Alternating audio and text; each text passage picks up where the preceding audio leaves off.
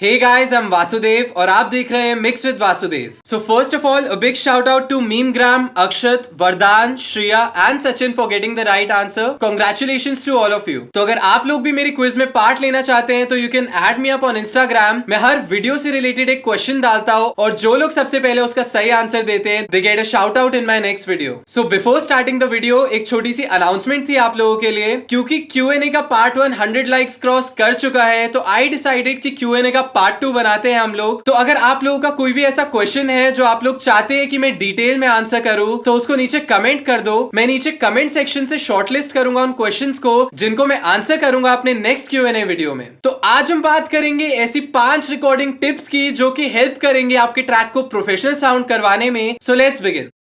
So tip number 1, get the perfect tone while recording. तो सबसे बड़ी गलती मैंने क्या देखी है एमेच्योर प्रोड्यूसर्स को करते हुए कि वो रिकॉर्ड करते वक्त ध्यान नहीं देते अपनी साउंड पे, ध्यान नहीं देते अपनी टोन पे, और वो हमेशा यही बोलते हैं कि हम इसको मिक्स में फिक्स कर देंगे। तो वो बहुत ही बड़ी गलती है। We have to get the correct tone while recording. हमेशा रिकॉर्डिंग के वक्त इंश्योर करो कि जैसी साउंड आपको फाइनल मिक्स में चाहिए उसके क्लोजेस्ट जो टोन है वो आपको मिल रही है। इसका सबसे बड़ा नुकसान कहाँ पे होता है? फॉर एग्जाम्पल, आपके पास एक आर्टिस्ट आता है एक गाना रिकॉर्ड करवाने, वहां पे आप उसकी वॉइस तो रिकॉर्ड कर लेते हैं लेकिन मिक्स में उसकी वॉइस को इतना मैनिपुलेट करने की जरूरत पड़ती है म्यूजिक के साथ ब्लेंड करने में कि जब आर्टिस्ट आके सुनता है वो हमेशा यही सोचता है कि यार ये तो मैं नहीं लग रहा, और उसको बाहर से भी यही फीडबैक मिलता है कि ये तो मेरी साउंड नहीं है। So that is the reason always make sure कि तुम रिकॉर्डिंग के वक्त ही ऐसी साउंड कैप्चर करो जिसमें ज्यादा छेड़खानी करने की जरूरत ना पड़े, एंड मिक्सिंग के टाइम पे सिर्फ आप उसको उसकी स्पेस दे रहे हो और आपस में ब्लेंड कर रहे हो म्यूजिक के साथ और साउंड को मैनिपुलेट नहीं कर रहे हो।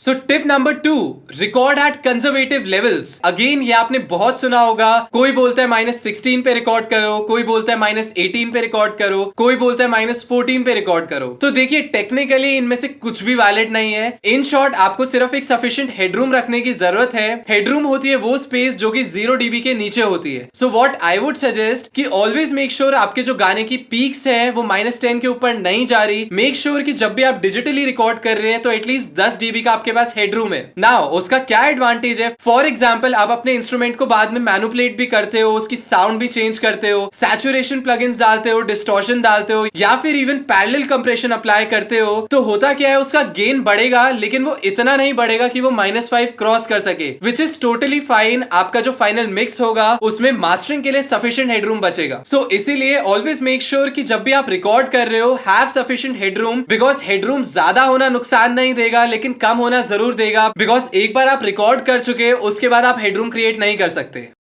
सो tip number 3, know the difference between volume and gain. तो देखो इसको देखने का बहुत ही सिंपल तरीका है। तो जब भी आप रिकॉर्ड करते हैं तो आई एम प्रीटी श्योर आपने ऑब्जर्व किया होगा कि हम ये गेन नॉब यूज करते हैं अपने इंटरफेस की। तो इसको यूज करने का यही रीजन है क्योंकि ये सिर्फ आपका वॉल्यूम लेवल कंट्रोल नहीं करता बट आपका टेक्सचर भी कंट्रोल करता है। So that is why recording के टाइम पे हम कभी फेडर्स नहीं छेड़ते, रादर हम अपना लेवल गेन नॉब से सेट करते हैं। और बात करें वॉल्यूम की, तो वॉल्यूम से क्या होता है, सिर्फ आपकी साउंड की लाउडनेस बढ़ती है या कम होती है, साउंड का टेक्सचर या साउंड का कलर बिल्कुल भी चेंज नहीं होता। सो अगर इसको समराइज करें तो गेन जो होता है वो आपकी साउंड का कलर और टेक्सचर दोनों चेंज करता है, वेयरएज जो वॉल्यूम है वो सिर्फ लाउडनेस चेंज करती है आपकी साउंड की।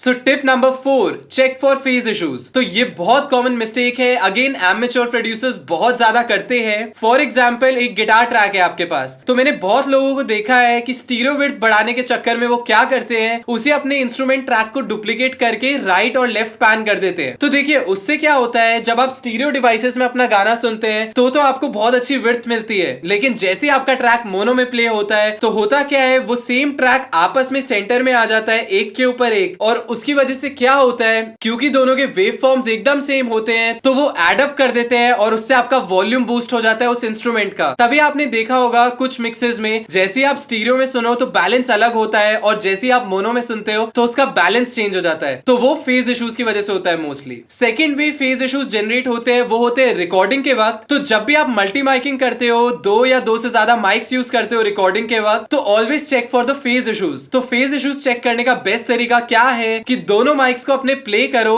एंड उनमें से एक का फेज इन्वर्ट करके देखो। तो जैसे ही आप फेज इन्वर्ट करोगे या तो आपकी साउंड पतली हो जाएगी या तो आपकी साउंड थिक हो जाएगी। तो जब भी आपकी साउंड पतली हो रही है तो ऑलवेज रिमेंबर कि वहां पे फेज कैंसिलेशन हो रही है, यानी कुछ ना कुछ आउट ऑफ फेज है। तो वहां पे आपको अपनी माइक पोजीशन चेंज करने की जरूरत है। और जैसे ही वो थिक साउंड करने लगे दैट मीन्स कि आपकी जो साउंड है अब वो ओरिजिनल साउंड कर रही है और वहां पे कोई भी फेज इशू नहीं है। फेज इशू के और एग्जांपल आपको मिलते हैं लाइव ड्रम किट रिकॉर्ड करते वक्त। जैसे कि आप लोगों ने देखा होगा ओवरहेड के जो माइक होते हैं लेफ्ट और राइट, उनमें फेज इश्यूज के चांसेस बहुत ज्यादा है। इसलिए it is very important to make sure कि उनका जो डिस्टेंस है वो रिकॉर्डिंग से पहले प्रॉपर्ली मेजर किया गया है। ऑल्सो जब भी आप अपने गिटार आर्म्स को माइक कर रहे हैं वहां पे भी फेज इश्यूज चेक करना बहुत जरूरी है।